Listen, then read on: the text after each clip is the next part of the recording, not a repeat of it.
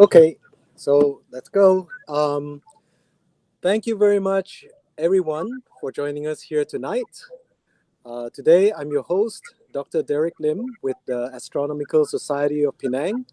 And it's a very special night tonight because we have our president. We're honored, very honored to have our president of the Astronomical Society of Penang, Dr. Chong Hon Yew, today to talk about his life in astronomy, share with us his experience and his understandings in astronomy. So, Dr. Chong is a retired physics professor from USM Penang. Okay, and he has received his PhD in 1979 from the Université de Grenoble, France. Okay, with specialization in low temperature solid state physics. But I think uh, most of us know Dr. Chong uh, for his astronomical prowess and his passion for astronomy, spreading the knowledge of astronomy to everyone. Okay, so Dr. Chong formed the Astronomical Society of Penang, okay, in 1986, okay, and subsequently performed many outreach events spreading astronomy as a knowledge to the masses, okay, in events at schools, companies, educational institutions of at various levels, okay, and Dr. Chong has a very nice quote that I when I first saw it, I thought that hey, you know, very inspiring. So seeing is believing, doing is fun. Open your hearts to the universe. So without further ado, let us welcome Dr. Chong to the interview. Welcome, Dr. Chong. Thank Yeah. you for joining us. Yeah. Yeah. Thank you, Dr. Derek Lim, or I call you Derek, for your very gracious introduction. Of course, I think to be very fair, we have to give credit not only to me, basically a lot of our members in Penang, especially community of Penang, which I will introduce them later on in this thing, like our USM Astronomy Club and also the Astronomical Society of Penang. All right. So basically a lot of things to explain. So maybe you can fire your first question, Derek. Okay. Yes.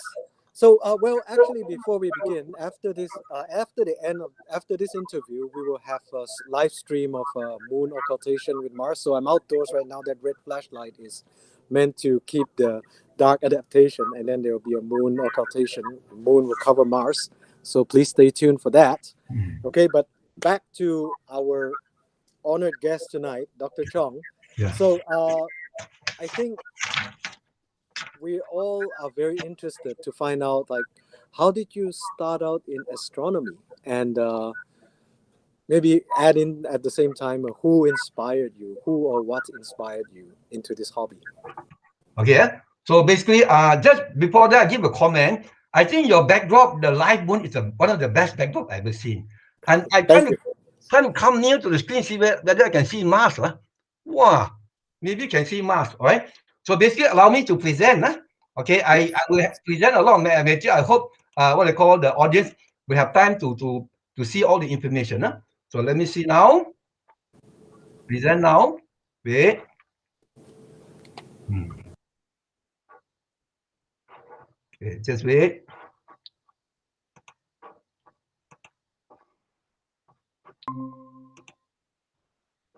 Yeah. Can you see my screen now, Derek? Yes, yes, very Okay. clear. So Button like very that. nice. Okay. So the year. Wait a minute. This is the one. Just a moment. Yeah.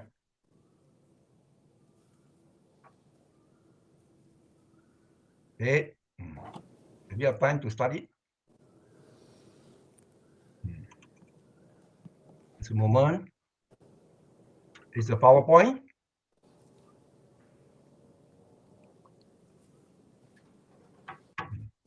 Wait a minute. Again. Wait a minute again.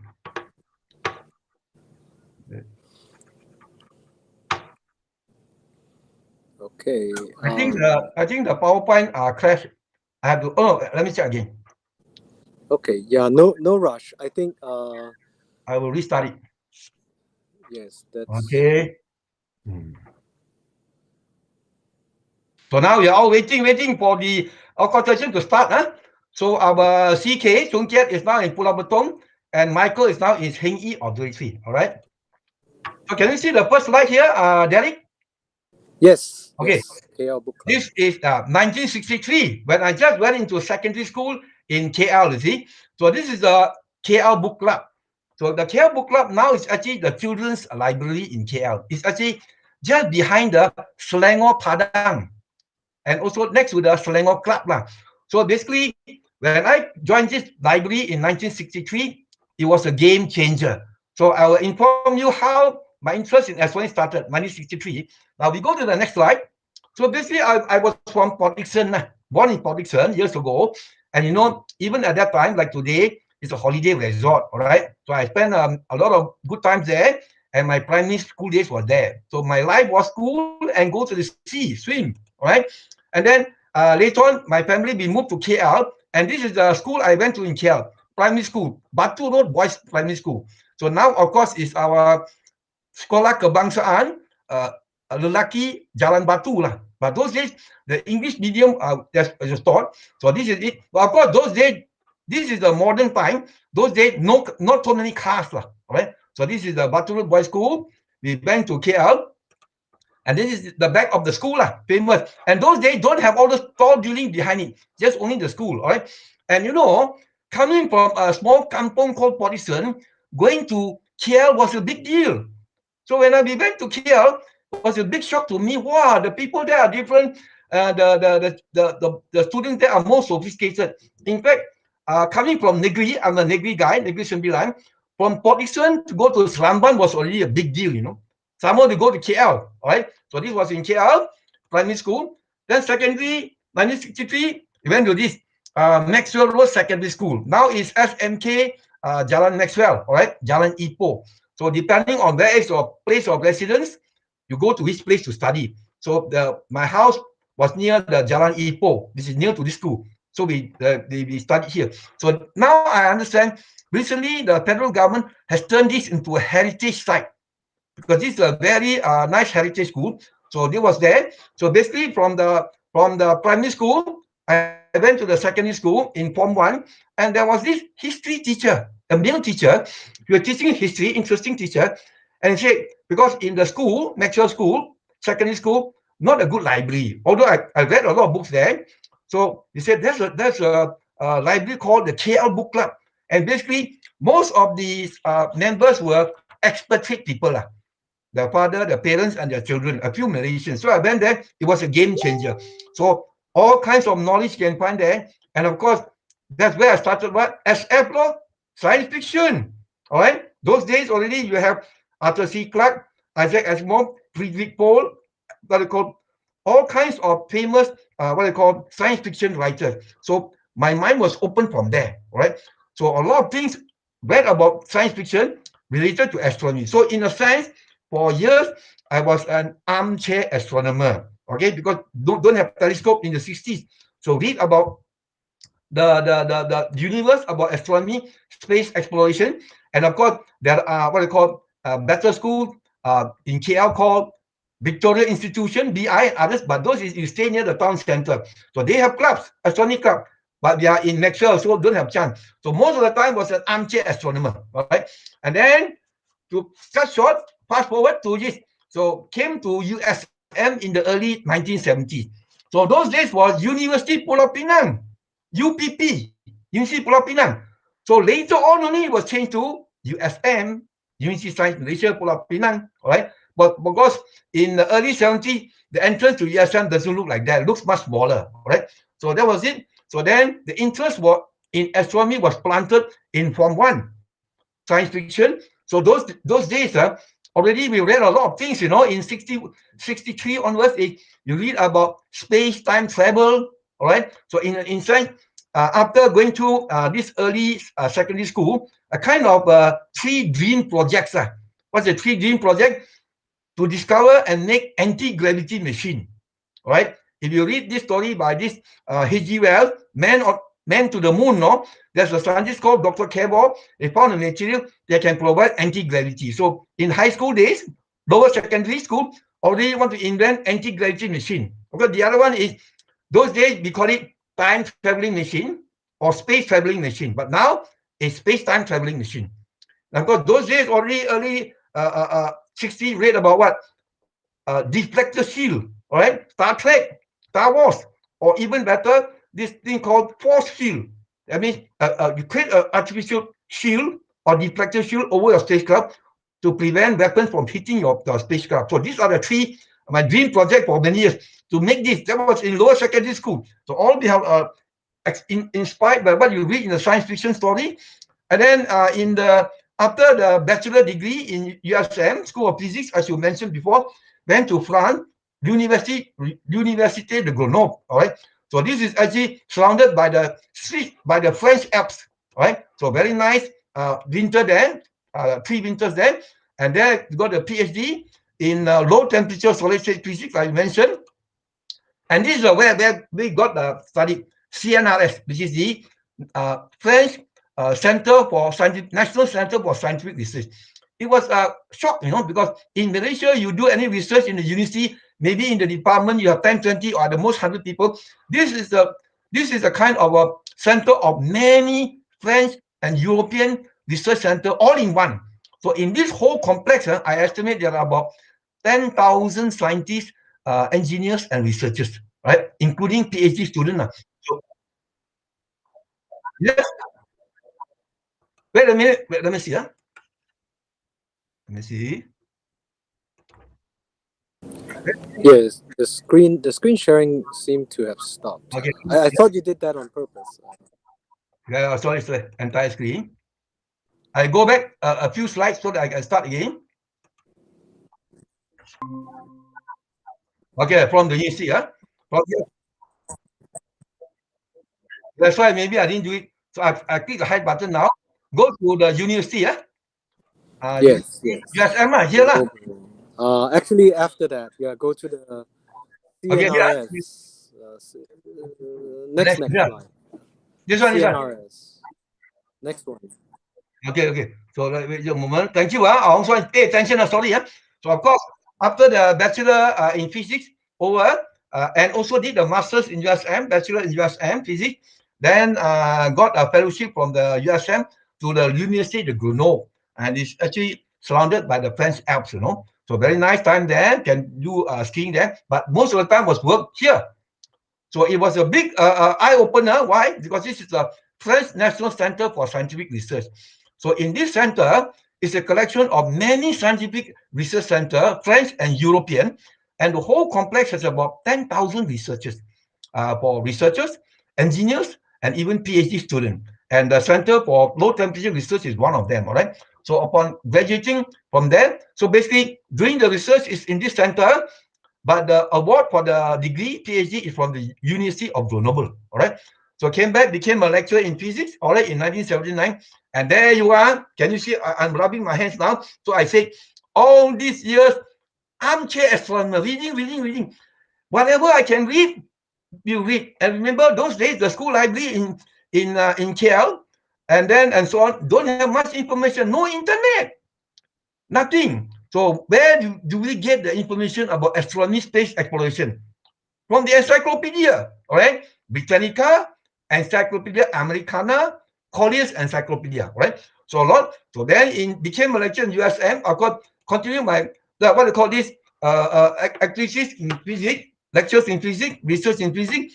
And then in 1981, 2 years later, then I started this astronomy group, stargazing. It started with myself and 5 students from School of Physics. And it was outside the School of Physics in USM, a volleyball court. So we started how? By naked eye, by binoculars, stargazing. And then within one year, the news went around that, hey, people are doing stargazing in USM. Students from secondary school in Georgetown come to USM to join us. And then we have our USM club members who tell me, but Dr. Chong, why you allow outsiders to come? It should be given to our USM club members. I told them, I agree with you. But when I was in KL as a student, I felt that those people who want to learn astronomy, there's no way to learn. So I was reading by myself. Now there are people outside USM want to learn astronomy, want to join us. We should allow them to learn, because I was in that situation before. And then the USM club members agree, and this attitude works. So whenever there are any activity in USM outside, people outside want to join in, come, you'll join us. The universe is for everyone. Okay. So then about 2 years later, 1983, we wanted to form the USM Astronomy Club. But due to some procedural problems, only in 1986, the USM Astronomy Club was successfully founded. All right. And that was a big game changer. All right. So this was our USM Astro, our logo, or sometimes we call in Bahasa Club Astronomy USM. All right. So this was designed by one of the USM club member who has some expertise in graphic arts. Very nice. I like this. So anywhere we go, we put this.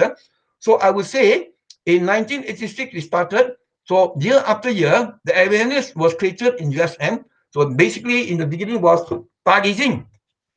Then later on in USM, give talks. And then later on, other activities like workshop and so on. And then after that, what? Penang schools will invite us. So we go to the school, right? And then on the mainland, in Butterworth, in Seberang Perai, they invite us, we go. And then later on, I would say within 10 years, 1986 to 1996, schools all over the northern region started us to invite us, all right? So that is it. And then there's one thing we have to say is that, like what Derek said, is that we must always acknowledge and be grateful to many of the USM club presidents, their committee members, the USM ordinary club members, and many of the school clubs and teacher students in Penang who helped us. So it's actually not one club show, USM Astronomy Club, a community. So I would say in the past so many decades until today, there's a strong community of astronomy enthusiasts in Penang, and we are very grateful for that. All right.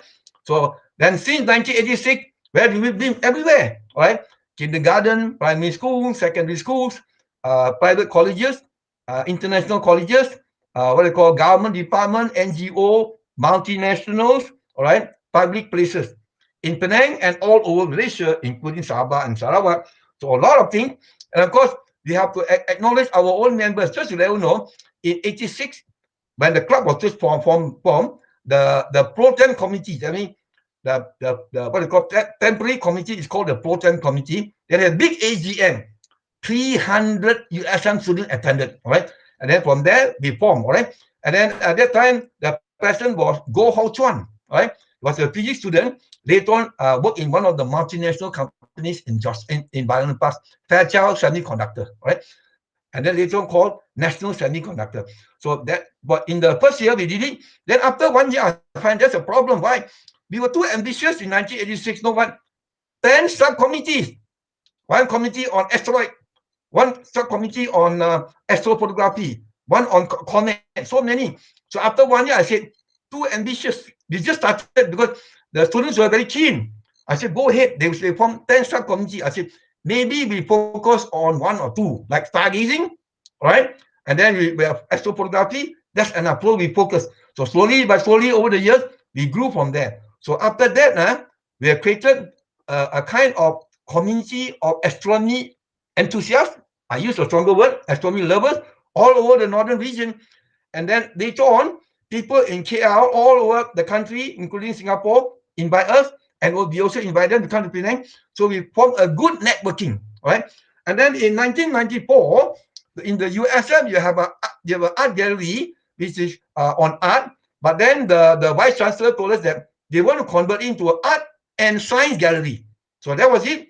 And they give to our USM Astronomy Club what they call facility to do astronomy. So we have a planetarium there, all right, and a lot of space. So I asked for a permanent observatory. There, the pengarah said, wait, we were going to get the observation later. So then we did that. So many people from USM, from Penang Island, mainland, northern region, and all Malaysia will come to the museum there. So a lot of people will help us. So we have to thank over the years, since 1986, the club was formed, many of our own members, all right? For example, our earlier members were our Muhammad Ashraf, We call him Adi Astra. He joined me when I was in standard 3. Right? Of course, later on was Lim Chung Kiat and his father Lim Hock Eng and his mother Mrs. Lim. All right? We call of course him CK. Then CKN. All right? And many other people. All right? Of course, we have the current members also very helpful to us.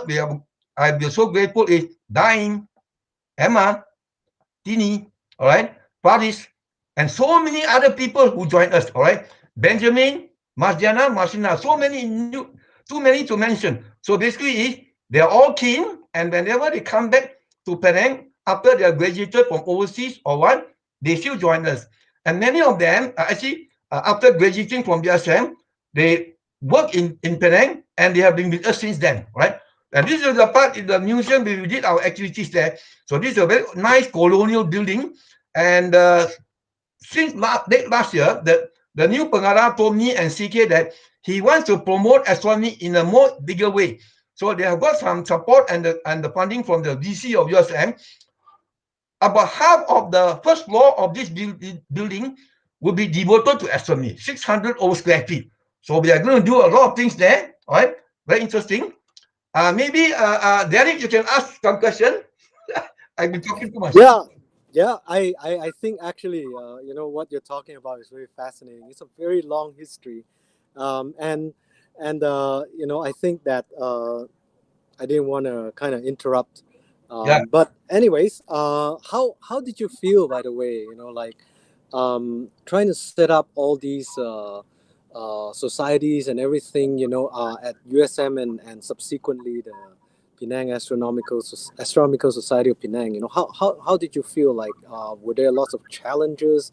What was your feeling like towards all the situation you had to overcome? Yeah. So now, in retrospect, back into the past, then only we realize that hey, not easy to start. So if you ask me now, suppose if you had known all the problems you have met in the beginning, would you still do it? I would say I will still do it. So like that, in a sense, whatever we do, we learn from our what I call learn from whatever mistake we make. You see, so we started in 1986. When we go to school, the school don't know astronomy. The teacher don't know. The student don't know. Maybe as individuals they know, but the teacher doesn't know. The principal don't know. So what is it? I do it now. I use the word breaking the ice. We have to teach the teacher about astronomy. So I think it took us 10 years, Derek, 1986 to 1996. They finally broke the ice. So what do you mean by broke the ice? So by 1996, 10 years after the USM Club was formed, the awareness was there in many schools. Initially, they don't know. So we have to go to one school, and then after that, the neighboring school will know, they invite us. So it takes time to create and generate a permanent interest. That's why there are many other people all over Malaysia ask us, how do you start? I'll tell them, important thing is what? Stamina. Don't give up.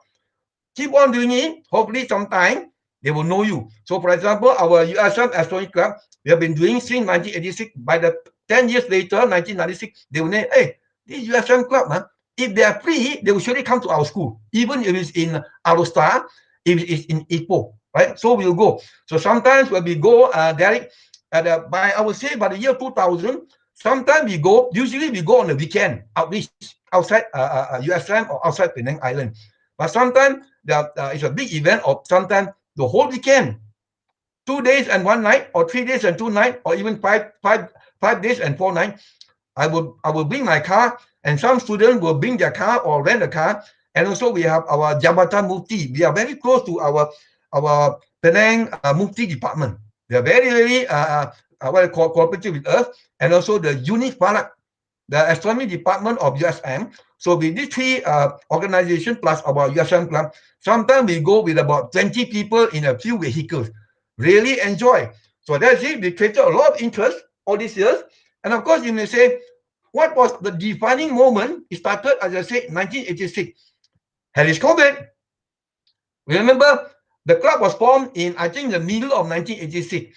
And end of 1986, I think November, hey, the reappearance of Halley's Comet. Wow, we observed it. Remember, the club was formed in 1986, and the longest ever event we started was in 1986, 87 ever. Even today, we are now organizing such a long event because Halley's Comet appeared in November 1986 in, say, early evening or all right, say 8 p.m.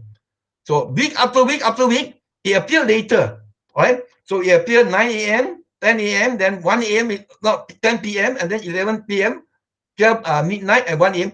So by 1987, Halley's Comet will appear early morning at 3 a.m. So we observed Halley's Comet for 5 months in USM. A lot of people came. So this was our first major activity open to the public and was the longest event since then. So subsequently, a lot of other big events, like for example, in 1995, Comet Shoemaker-Levy number 9.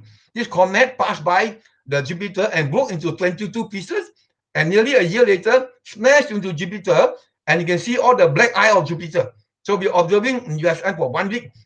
So I call it the crazy week. What's the crazy week? Every night, 1,000 people come to USM. Everyone point the telescope at Jupiter, and you see a lot of small black spots appearing on Jupiter. For us, from Earth, look small, but actually it's huge, all right? So I told the USM student, any one of these small fragments of the comet, now one of them is 1 kilometer size, hit the planet Earth, bye Earth. Human being will become what? Dinosaurs, all right? Remember, 65 million years ago, what they call a catastrophic event occurred. A 10 kilometer size asteroid came past by Earth and hit the Earth near present-day Mexico. Oh la la. And not only devastation around the area, a lot of dust and nature blown all over the world, global cooling, and I think majority of the life form wiped out, mass extinction, all right? So a lot of things. So in astronomy, Derek, it's not just observing, we can relate to our everyday life, all right? So we contribute to this, my 3 dream projects I mentioned earlier, all right? Anti-gravity, space-time traveling machine, and the force field, all right, deflector shield. And then a lot of significant events which I mentioned earlier, all right? And many of events, of course, we even yes, Derek? Sorry, before you continue, I have a very pressing question. Yes. H.G. Wells or Isaac Asimov? Yes. Yes. H.G. Wells or Isaac Asimov? Yes. Who do you like better? Actually, it all depends. So H.G. Wells, of course, is a great writer, but H.G. Wells focused on all kinds of writing, and a few of his famous works are on science fiction, right? But Isaac Asimov mainly on science fiction. Both are great, but of course, the really imaginative is what, of course, Isaac Asimov, and even greater, Arthur C. Clarke. These are the 2 big ones, and there are many of them. The small ones, I mean, the not so well, not so good. And we know, Derek, science fiction magazines appeared in America in the 1920s, 1 century ago. And the people who read science fiction every month will wait at the news agent to see the latest astounding story, right? Science fiction magazine, and from there it started, right? So many of those things you see in the science fiction movie now came those days, 1920, 1930, a century ago, right? So a lot of things that occur now about space travel, of course, SpaceX, many people are keen. We already know about that in the 1920s. And just one more thing is that 2007, Dr. Sheikh Muzaffar went up to the Soyuz spacecraft to the ISS. So in USA, we covered the launching live, So I remember one of the reporter, I don't want to say which news agency, Dr. Chong, you're happy that he went up, Dr. Chong? I said, of course. I'm very excited. She asked me 3 times. Then I said, of course. I know me so and so.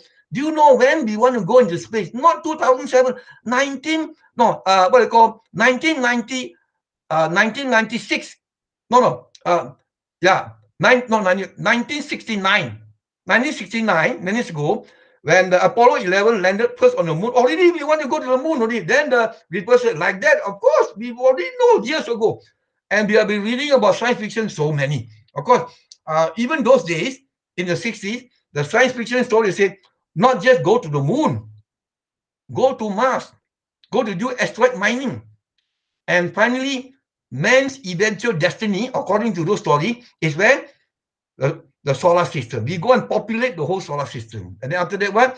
United Nations of the solar system, right? And so on. And eventually, some of the science fiction story, even more fantastic, then we go to the star. You build a kind of space-time traveling machine, just like in the Star Wars, to tunnel through space-time, your warp drive, hyperdrive, and you appear 1,000 light years away from the Earth, and so on. So man's destiny is where to go and explore the universe, and those days already we know. So very nice, you know. So like I said, Derek, astronomy is not by itself. Astronomy and space exploration is one. All right.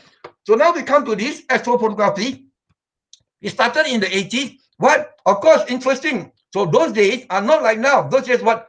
Film. For those who are listening here, whenever you want to buy a camera, film, you buy a film. There are many of the main roads in Penang, or even Taman where you stay, the shop house. There's a shop selling the photographic film. So you buy the film, put in your film camera and take picture, and after that, give back the film to them. They will develop it for you, and next day you can collect the film. So those days like that. So we survive on film photography for many years. Very exciting. So whenever a school have started a club, I'll tell them do astrophotography, right? Because the proof is in the pictures, right? So there are some schools in Penang. For example, there's a secondary boys school. They even have annual astrophotography exhibition, right? Taken by their members, right?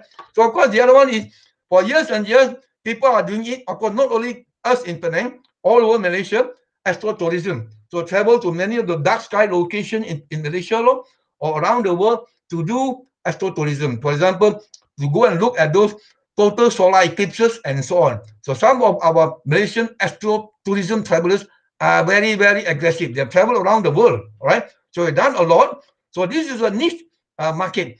For example, our dark sky people, Emma Zulaiha and this Lokman and his group, they are promoted astrotourism very aggressively in Sabah, and we hope that it becomes successful, all right? But very dark sky locations in Sabah. So this one is, do you recognize who's the person on the left, Derek? That's Chicken, all right? So there's this tiny island in Langkawi called Pulau Singa Besar. So from 2001 to 2009, for 8 years, I and the USM Club members and the amateur astronomers in Penang, KL, Singapore, will make regular visits to the island. So you see behind you, there's a kind of a pondok with a roof. And next to it, they built for us an open platform to do astrophotography, right? So we went there, film, very nice. At one glance at night, what? From horizon to horizon, the Milky Way. Not only the Milky Way. You look carefully at the Milky Way, you can see the dark absorption clouds in the Milky Way probably with the naked eye. And you can also see each of the dark perpendicular, no, the dark clouds of dark, perpendicularly, you can see the dark lanes of dust going up. Very nice, all right? Pulau Singa Besar in Langkawi, all right? Of course, this is our Chicken, all right? On the left, you can see, that's Michael, all right? Michael sitting there. And of course, the person in the distance is our William from KL, all right? That time they're all studying. And the gentleman on the right is Terry. He's the guy who ran the island for us. We are so happy there for 8 years, all right? This is Michael, ready to take picture. And remember, this platform is specially made for the hardcore astrophotographer. Even I am not allowed to go in. You want to go in, you must bring your telescope for photography. So when you go in there, you must go very like tiptoe. Don't on your light, you walk on tiptoe. Otherwise, you shake all the telescope on the platform. All right. There's William there with his telescope. All right. And there you was in the distance behind William is the main island of Langkawi. But we are now, and basically this platform is at the end of a long jetty, which is 100 meters long, jutting into the sea. So from the center of the sea, we gaze at the universe. So the astrophotographers will be taking picture, and I will be on the long jetty explaining to the beginners about star chart, what constellation, and so on. And then talk. Hey, it's already 9 a.m. already, the whole night talking. So you never be able to sleep there. Very nice. Either general stargazing or astrophotography. All right. So the other one is. So I proceed. Derek. Yeah, actually, Okay. before you proceed, there's actually a question on YouTube. Okay. Yes. So the question is, how and when did you meet your wife, and how did she play a role in your involvement in astronomy? Is by someone you know. I haven't got the permission from him to No, it's mention okay. his name. I think it's a great question. So in a sense, we came to know each other not through astronomy, through another what they call casual event. We met each other there. All right. But of course, when what I call we knew each other. Of course, it appeared a lot of news those days were what Star newspaper, RTM Radio One. A lot of things mentioned about activities, so they know. So in a sense, she knows about that. All right. So I don't know whether I should mention it. So once in a while, you go out, you come back. So you have to tell her you have been to what school, but it's okay. We understand, it's all right. And then the thing is this, I think over the years, Derek, basically the way we promote astronomy right from beginning many years ago and even until now is by word of mouth. We never go to the top and tell the principal to do this. We do it at the grassroots level. We go to the teachers, go to the students, and the news will go to other schools. They invite us. So at the grassroots there. So in a sense, the awareness among the grassroots, the teachers, the students, the public is there. So I think over the years, since 1986, the interest in astronomy have percolated, went up to the top. So I think the people at the top also are aware, right? That means the politician, the principal, and many of the multinational companies, CEO, GM also know. Because we have not only promoted in the school I mentioned earlier, many of the multinationals in Penang Island and on the mainland also adopted. So this one is it. So this one because the club in USM was not no funding much, so we are on our own. We are doing all this on a shoestring budget. But then schools asked us to help them, so we realized that we have to adopt the school. So we start adopting the school unofficially. So we will go to the school regularly to do events, right? So we have been to many schools, some of them adopted by us, and we go to them regularly. So I would say since 1986, I look at the list of Penang schools. There are 400 Penang primary and secondary schools. I think we have been to about 200 Penang primary secondary school. Many of them regularly, right? And some of them have even formed their astronomy club, even primary school. And we are so happy that some of them have even built their astronomical observatory, all right? So this adoption of schools must do, all right? Then the big thing came in 2005, all right? So the USM club joined the USM. They have a unit Pala, and then I proposed to the what I call coordinator, Professor Madya Nasirun. Hey, why not next year, 2005, we do the Malaysian USM National Astronomy Convention? And not easy, 1 year to prepare. So we were able to gather in the January 2005 from all over Malaysia and Singapore, many of the Astronomy Club, Society, and Jabatan Mufti, and also many of the national organization, right? Like this, what they call Angkasa and so on to come. Big event, 3-day event, all right? So over the 3 days, 15,000 people came from all over Malaysia plus neighboring countries. And the best was the final night stargazing, all right? Saturday night, we were able to gather in the big car park in USM, Padangkawan, about 5,000 people, no rain. The VC of USM was there, the governor was there, and was a wonderful night. So we were able to gather on that car park 138 telescope. The biggest was the neat 16-inch big Cassegrain used by the governor and the VC. And then all down the line, many telescopes. Wonderful night. The biggest star party in Malaysia. And we are trying to do big events like that after that. But we hope to break our record, 128 telescope. All right? Very nice event. So here, on that night, the Malaysia Book of Record sent us a certificate. The governor signed here, where it's certified by the Malaysia Book Record. Largest star party, 138 telescope. Wonderful. All right? So, and then in 2015, I retired from USM as a lecturer, and then we formed our Astronomical Society of Penang. All right? And then I become they call it the pengurusi chairman, of what another word is the president. That's our logo, and it's designed by our Muhammad Daim. Thank you, Daim. Right? So you see here, you have the Penang Bridge. No, if I'm an American amateur astronomer, I look at this logo, I say this in Penang. No need to see the word Astro Society. Hey, Penang Bridge, oversized telescope, and there you have the Penang tree, no coconut tree, and the thing is Orion.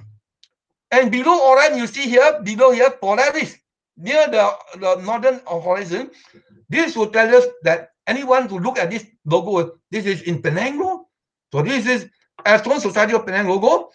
And this is, since then, you have done a lot of activities, continue to do what in the club. So basically, since 1986 to 2015, so many of the club members in USM present have joined us. We are very grateful to them.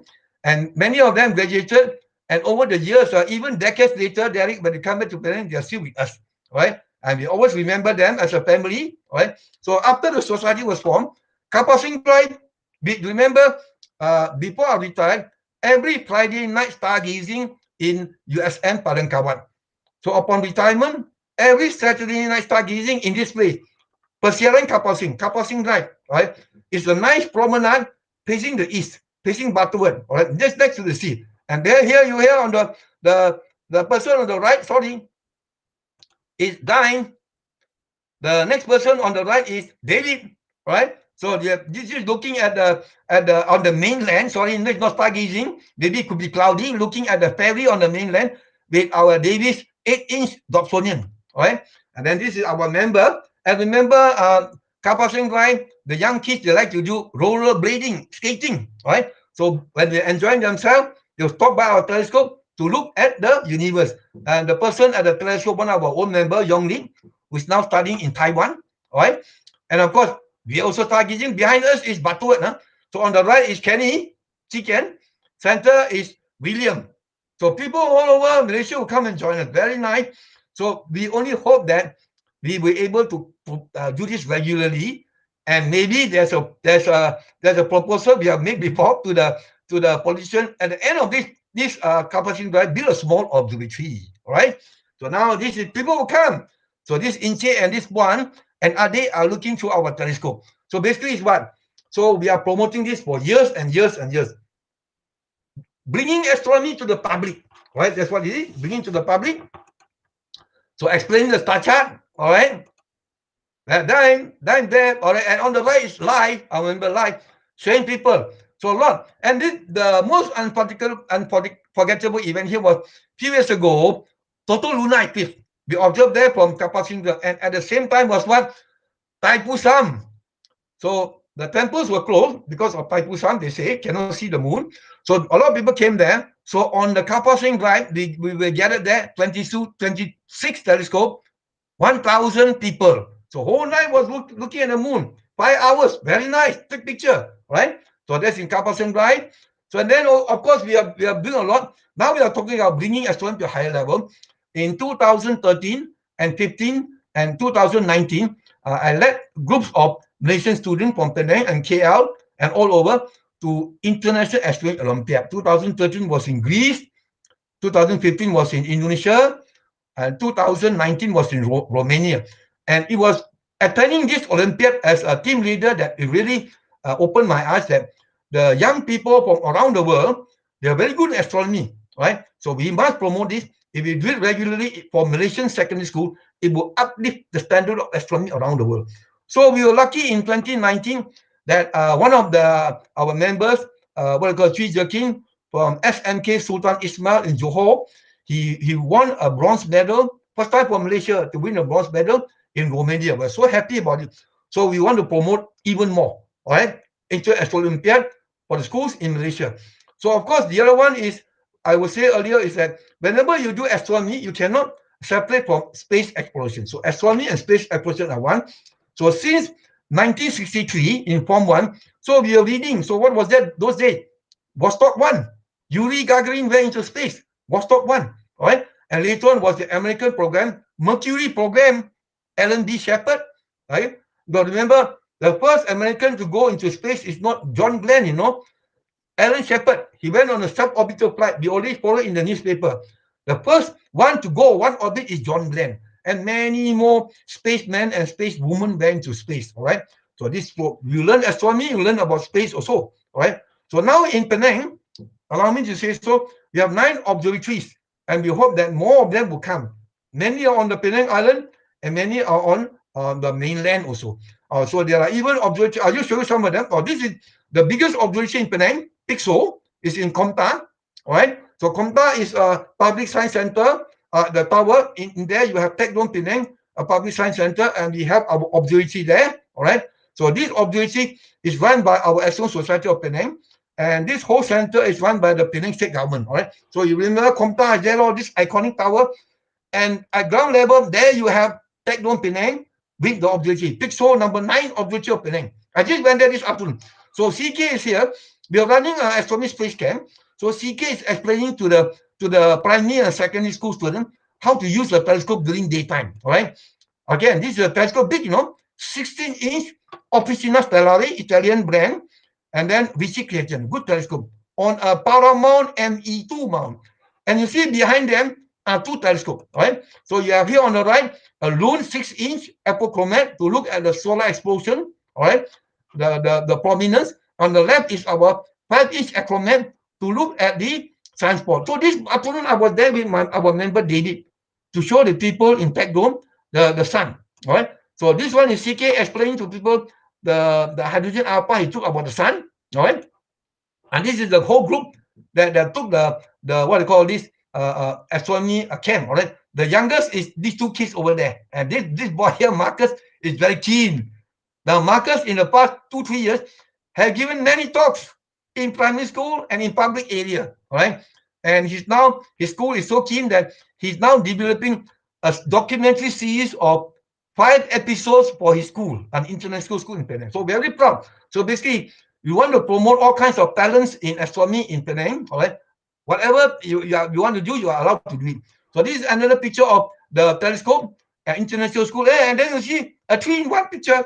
The telescope, you, and the reflection of Komta. All right, remember the iconic tower in Penang is called Komta, all in one picture. And this is at the end of the astronomy camp, a picture with the kids. All right, and then this is what we do. You can see Dime there explaining how to use the star chart. So this is not the only time we've done so many space camp. All right, the workshop, and this is a group of girls, and this is the idea of Dime with the glitter. You spray on the sticky nature, you can make the spiral galaxy with the glitter, right? And then at night, you teach them how to take photo. So Dan is showing them how to take photo, all right? Maybe of a planet. Taking an astro photo with your handphone camera, showing them. And David now is showing how to take some telescope, which is Sony camera. And oh, Dato Maslan is there. Derek, you know Dato Maslan? All right? Professor Emeritus. Yeah, Dato Maslan there. And the gentleman on the left is Dr.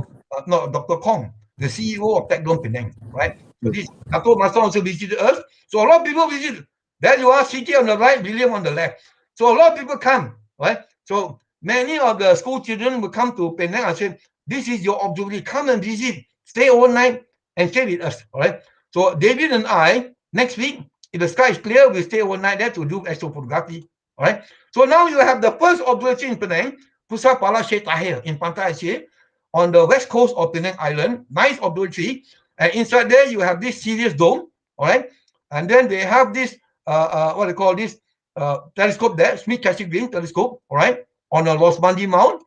And then this is a telescope observatory, no doubt it looks small, Sunkias observatory, CK, in Pulau Botong, in Balik Pulau. So this is the roll-on, roll-off close, open, and inside, Mr. Lim Hock Eng, his father, is showing one lecturer who is keen to build an observatory in her institute about Chungkiat's observatory. So here on the left is a Celestron 14E for CK to use, and a smaller telescope for people to train themselves, right? So this is the design we promote in Malaysia, roll-on, roll-off group observatory, very cost-effective and very comfortable, good result. And the advantage is you can put 2 pier with 2 telescopes inside.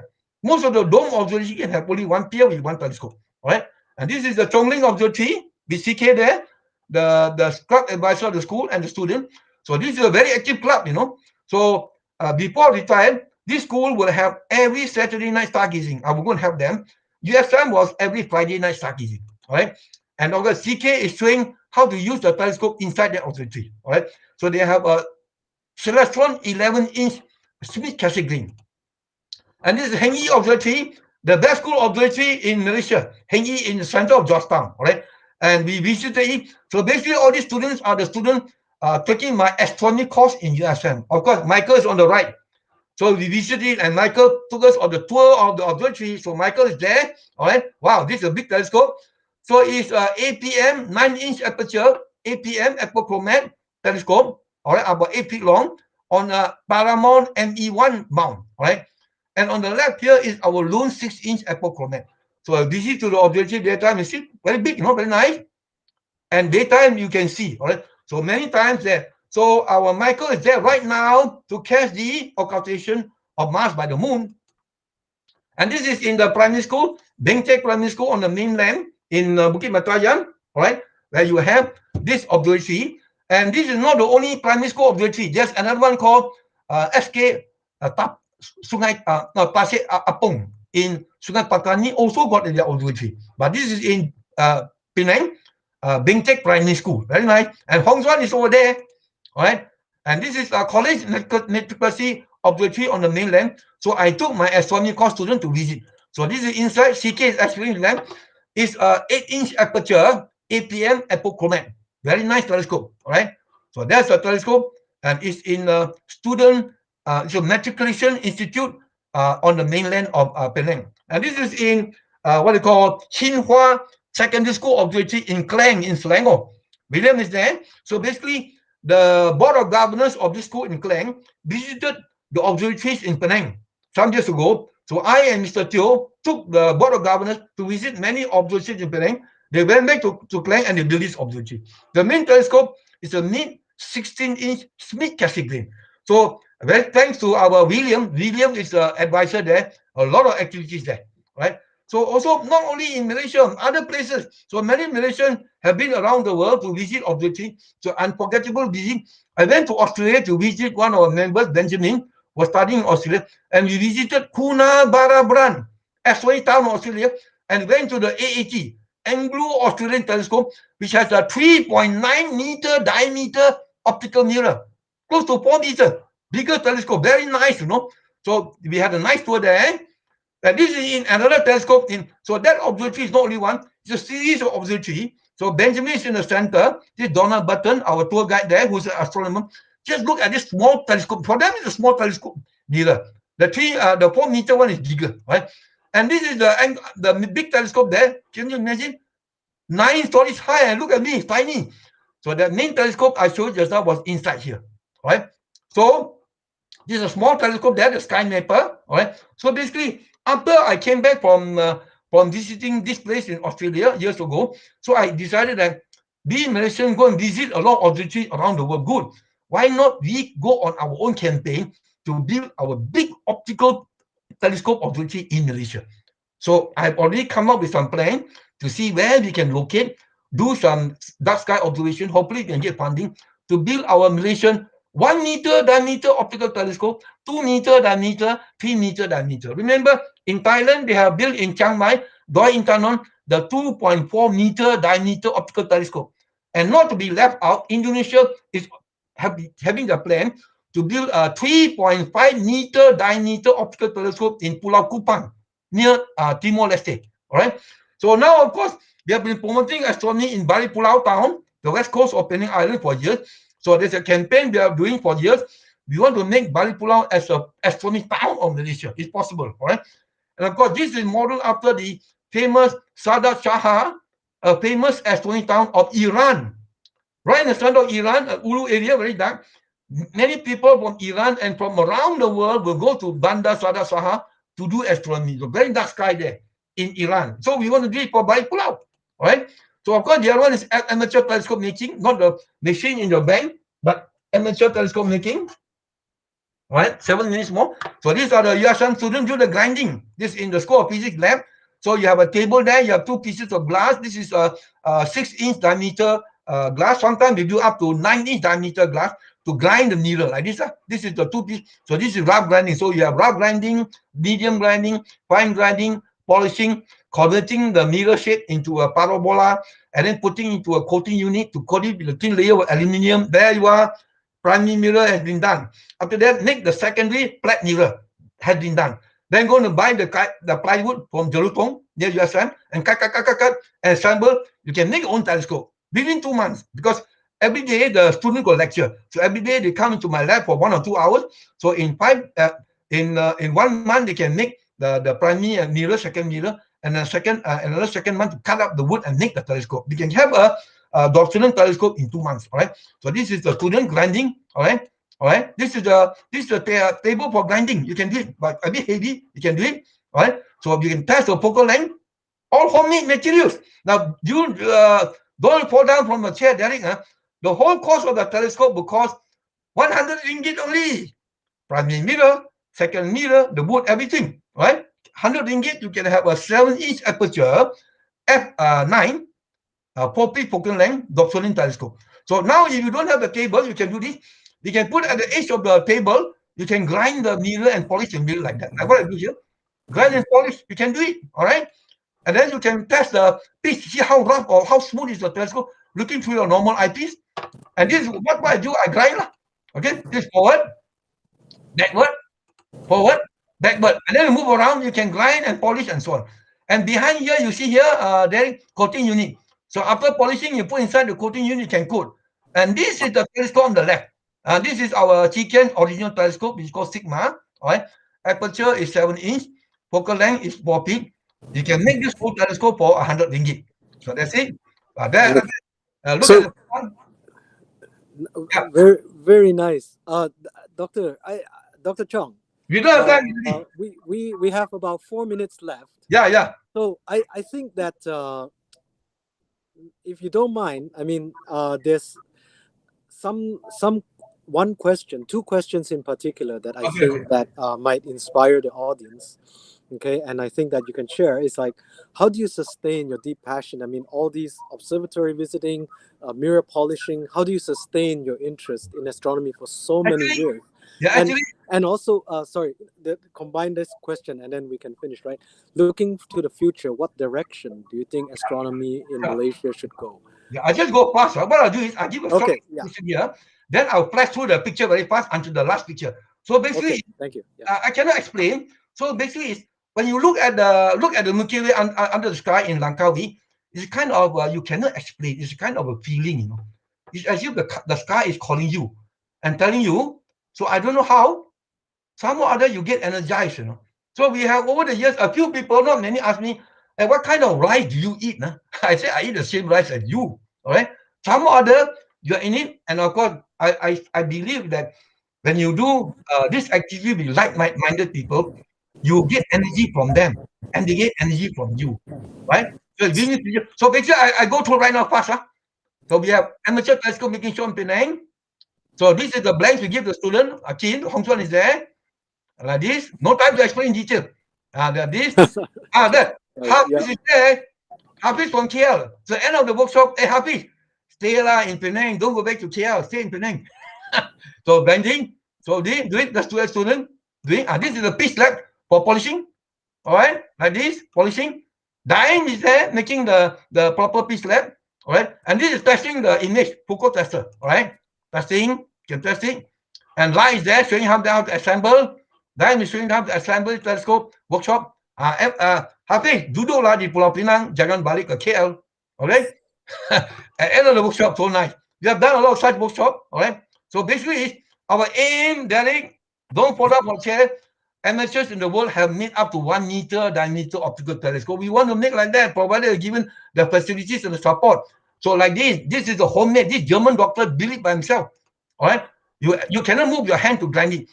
You build a grinding and polishing machine to polish it, to make the big telescope possible. 1 meter diameter. Okay, and then remember, CK pointed out to me in 2009 that in Turkey they did a larger telescope making workshop in the world. In that weekend, they were able to make completely 100 Dobsonian telescope from scratch in Turkey. So we want to break the record. We want to make 200 Dobsonian telescope in 1 weekend. We want to do it. All right. So now the other one is our solar rainbow spectroscope. Tell me when to stop. Okay. You have 1 minute. Okay. Now this is very nice. So with a compact disc, a mirror, and tissue paper, we have done this many years for teachers, for students. Nice. There you are, can make. Wow, big. This is as big as a television box container. Double cross rainbow. Like this. Yeah. Olympic logo can make 2004 Olympiad in Summer Olympics in Athens, we believe. And you can put your name there. USM Astronomy Club as a rainbow. There you are. Our member Ashraf on the name. I can put your name there. Derek here. This is Benjamin. Kenny, Chicken's name. You can make like Mars. This is Mars. Like this. And there you are double concentric solar rainbow. And if you use a type of CD, you can see actually the Fraunhofer lines, you know. So this absorption line will indicate what are the elements on the sun's surface, like calcium, magnesium, silicon. So you can study the sun with the CD, right? So now it's a water rocket. Is this? So we launched water rocket. We have launched water rocket in some schools where the whole town, the school came out, 1,000 people on the field screaming away. So they've done a lot. So our water rocket go up to heights of 100 over meters, and the parachute in sky for more than 13 minutes. So everyone look up, all right? The dime is there with the compressor. Everyone's so excited. And William was with me some years ago. We have made more than 200 launches. So he and a boy from Hinwa school made with me. So tell me when to stop, huh? And also one of the water launcher was the governor of Penang. Next to him is the chief minister, right? Wow. Okay, Dr. Chong, I think that unfortunately we may have to cut short because the live stream for the Mars occultation Okay. wants to go on. But I think that we'll remain online. We will switch the live stream to the Mars occultation, but we'll remain online to see whether we'll be able to do a part two continuation while Mars is behind the moon. Yeah. Yeah. Okay, So I I think that Hong Xuan. Well, actually, let me wrap it up. I think that Dr. Chong, you are like a genuinely inspiring personality, and like truly, for Malaysia and even some parts of the world, I think that you inspired people and amateur astronomers all around. I myself, unfortunately, because I've been moving around, I didn't get to, come into contact with you much. But looking forward, wow, it'll be okay. So truly now great to I join think we you. go to the Mars occultation. So thank you. Yeah, Yeah. thank We you. leave it now, lah. Okay. Thank you. Yeah, Dr. Chong, and yep. Okay. Thank you. We'll Thank you. move forward. Yep. Thank Okay. you. Thank you. Thank you. Thank you. Yes. Okay. Okay. Okay.